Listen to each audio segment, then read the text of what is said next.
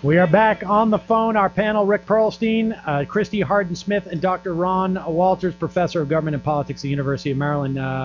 Ron, now tell me, these signing statements, from your perspective as a professor of politics, and particularly in some respects presidential politics, where do these signing statements, I mean, do you think this is something that is going to resonate through the government for years to come? I mean, we have, who's going to go back and retrace these 1,000 signing statements and to make sure that they're all corrected?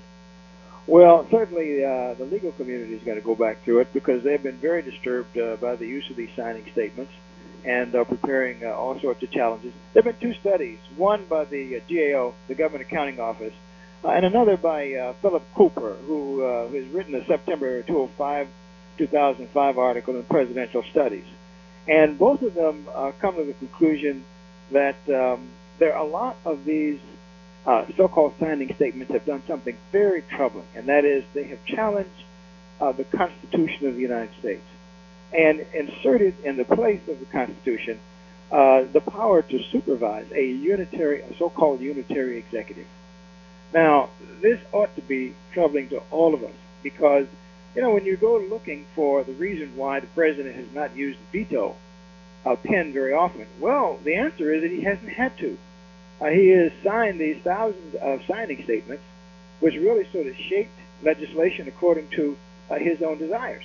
And that was certainly true with respect to John McCain's anti-torture bill and others, where he has really sort of laid out his own view of constitutional interpretation, challenged the legislation, and then put John McCain into a negotiating posture with respect to it.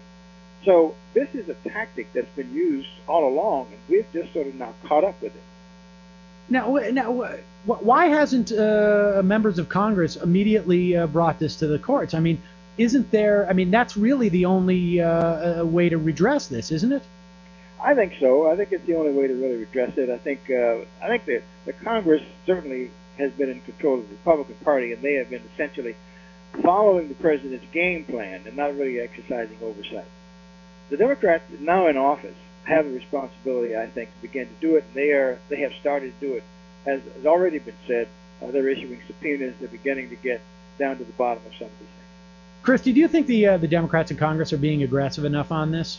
Sam, I think that's a good question, and the answer is no. I mean, the simple answer is no. The problem with bringing a suit, though, is that you have to have standing in order to bring it, and I think, folks in Congress are having trouble finding a particular instance where they can argue that they do have standing.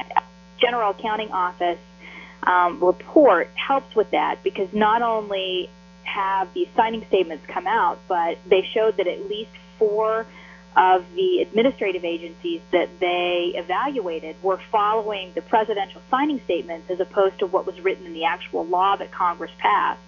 And I think that gives them standing to challenge it, with that basis that they didn't have before. But it's taken them all this time, just from the switchover from the Republican control for the last 6 years to get to a point where that sort of report was even done. The Republicans were essentially operating as a parliament, rubber stamping everything for the president as opposed to providing the sort of oversight that you would expect from the legislative body. So, I think the professor's absolutely correct that, the switchover from the Republicans to the Democrats has really led to us finding out a lot of this. But they need to move, I think, with more punch on this issue because they cannot let it just slide. They just can't.